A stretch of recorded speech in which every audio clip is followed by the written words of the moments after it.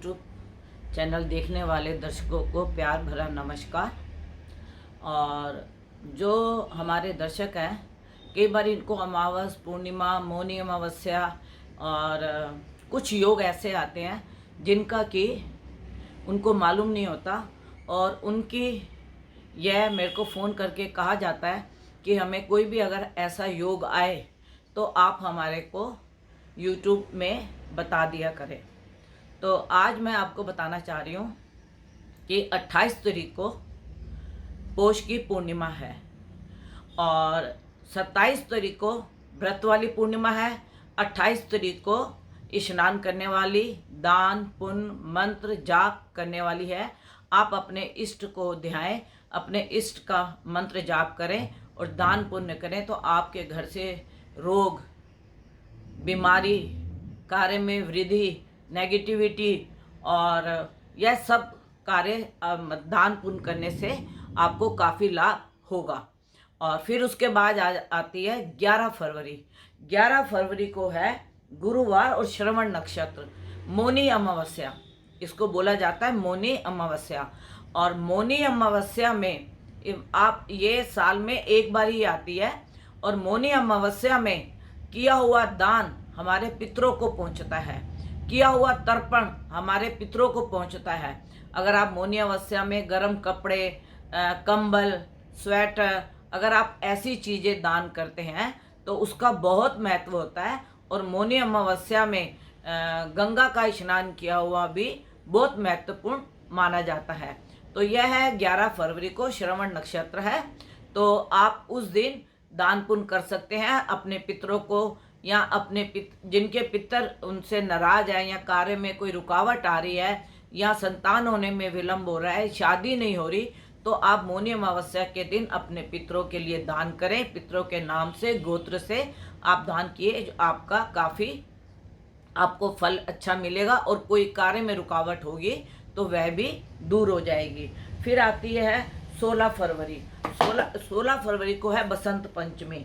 और बसंत पंचमी के दिन बसंत पंचमी का बहुत महत्व होता है, और यह अमावस्या के बाद 5वीं तिथि को मानी जाती है।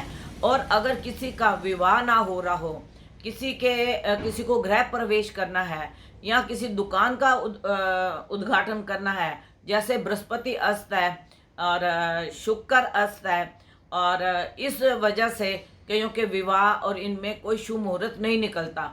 अगर आप बसंत पंचमी के दिन ही दिन में आप गृह प्रवेश या दुकान का मुहूर्त या शादी आप बहुत कर सकते हैं। और सरस्वती की पूजा करें, लक्ष्मी की पूजा करें। सरस्वती से ज्ञान बढ़ता है और लक्ष्मी की पूजा करने से आपके धन की वृद्धि होती है। बसंत पंचमी का बहुत महत्व माना गया है, और यह साल में भी एक बार आती है। पंचमी तो अमावस और पूर्णिमा के बाद मतलब हर महीने आती है, लेकिन बसंत पंचमी जो होती है वह साल में एक बार, मौनी अमावस्या के बाद की जो पंचमी होती है उसको बसंत पंचमी के नाम से माना जाता है। इसके बाद आती है आपकी 19 फरवरी। इसमें एक आरोग्य योग बनता है, आरोग्य योग। उसमें हमें अपने स्वास्थ्य के लिए, जिनके शरीर को मतलब कुछ रोग है, या छोटे मोटे लोग मतलब जो उनको छोटे मोटे लगते हैं रोग, जैसे कभी सिर में दर्द है या किसी को गैस की प्रॉब्लम है, ऐसे आप इसके लिए आप सूर्य को अर्घ दें, सूर्य को लाल चंदन डाल के अर्घ दें, क्योंकि उस दिन आरोग्य योग है। और इसको करने से आपके जितने भी रोग हैं वह दूर होंगे। अगर आपके घर में बड़े बुजुर्ग कोई बीमार है तो आप उनके लिए भी सूर्य को अर्घ दे सकते हैं, उनका नाम लेके और गोत्र लेके, और सूर्य का मंत्र का जाप कर सकते हैं। अगर आपको सूर्य के मंत्र बहुत बड़े नहीं बोल सकते तो आप ओम सूर्य नमः बोलें, और जो आप सूर्य को जल देंगे उसके अंदर एक लोटे के अंदर चंदन का बारूदा मिलता है, उसको आप लोटे के अंदर डाल के और सूर्य को आप जल दें। और जल देते समय कम से कम 11 बारी तो आप बोलें। बोलना 108 बारी होता है, लेकिन इतना लंबा जल मतलब लोटे में नहीं कोई दे सकता, तो आप 11 बारी बोल के और फिर उसी मंत्र को आगे बोलते हुए 108 बारी बोल के उसको विराम दें, और इससे आपको बहुत लाभ मिलेगा।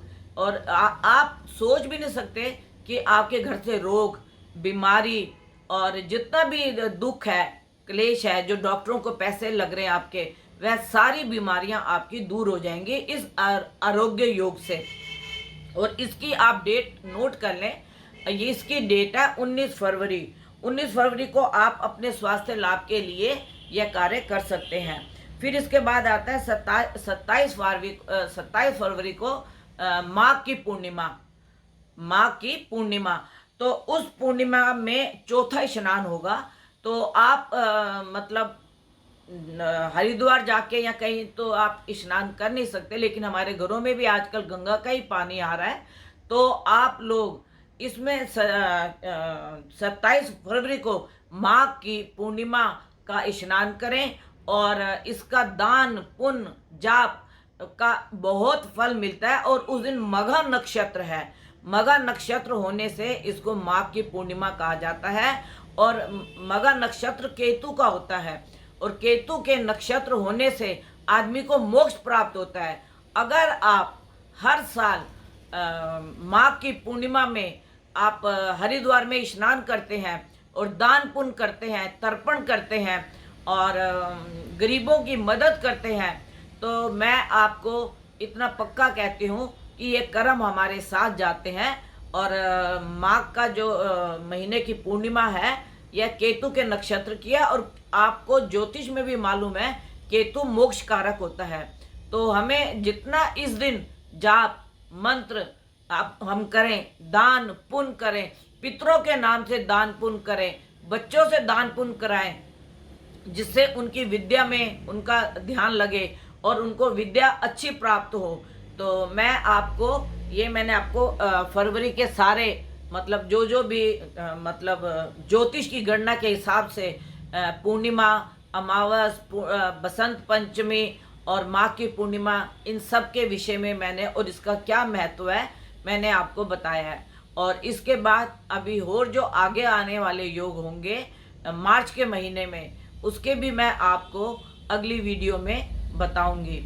अगर आपको मेरी ये वीडियो अच्छी लगी हो तो आप इसे सब्सक्राइब कीजिए और लाइक कीजिए, नोटिफिकेशन का बटन दबाएं। उसके बाद आपको जो भी हमारी वीडियो बनेगी वह आपके पास सबसे पहले पहुंचेगी, और आपको समय से पहले बता दिया जाता है कि कौन से योग बन रहे हैं और किस योग में आप दान पुण्य करें। और अगर आप मेरे से कांटेक्ट करना चाहते हैं तो मेरा नंबर है 9810930691 और 9999338366। यह मेरा कांटेक्ट नंबर है। 11 बजे से 4 बजे तक मैं आपकी कुंडली का अवलोकन कर सकती हूँ। अगर किसी को भी मेरे से कांटेक्ट करना हो तो वह इस नंबर पे 11 से 4 बजे तक करें। और मेरा यही आपसे दुआ है, और भोले से मैं यही दुआ करती हूँ कि आप और आपका परिवार सदा सुखी रहे, स्वस्थ रहे, निरोगी काया रहे और आपके कार्य में काफ़ी वृद्धि हो। ओम नमः शिवाय।